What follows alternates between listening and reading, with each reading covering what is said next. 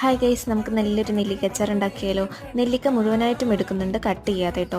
ആദ്യം അതൊന്ന് നന്നായി ആവി കയറ്റണം. അതിനുശേഷം ഒരു പാന് ചൂടാക്കി നല്ല എണ്ണ ഒഴിക്കുക.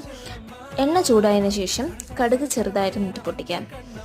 നമ്മൾ കടുക് പരിപ്പ് ചേർക്കുന്നുണ്ട്, ഇത് ഞാൻ വെറുതെ ഒന്ന് ഇട്ടുന്നേ ഉള്ളൂ കേട്ടോ.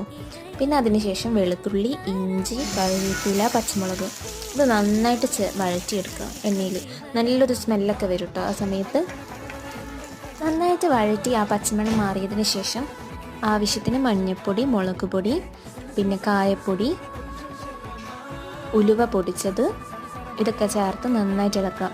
പിന്നീട് ഞാൻ ആവശ്യത്തിന് ഉപ്പും കൂടി ഇട്ടിട്ട് നന്നായിട്ട് ഇളക്കിയിട്ട് നല്ല തിളച്ച വെള്ളം അതിലേക്ക് ഒഴിച്ചിട്ട് പിന്നെ ആ വെള്ളമൊക്കെ നന്നായിട്ടൊന്ന് തിളച്ചതിന് ശേഷം നമ്മൾ നെല്ലിക്ക ഇട്ടിട്ട് നന്നായിട്ടൊന്ന് ഇളക്കി കൊടുത്ത് പിന്നീട് ആവശ്യത്തിന് വിനാഗിരി ചേർത്തിട്ട് നന്നായിട്ട് തിളപ്പിച്ചെടുത്തിട്ടുണ്ട് കേട്ടോ.